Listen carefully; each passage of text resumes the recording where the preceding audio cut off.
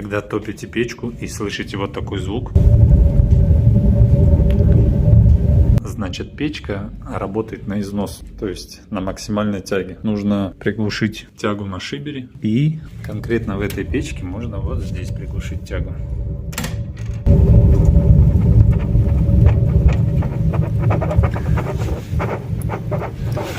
Мы ее прикрыли, но ей не хватает воздуха, поэтому далее надо регулировать шибер. Горение должно быть тихое, без звуков.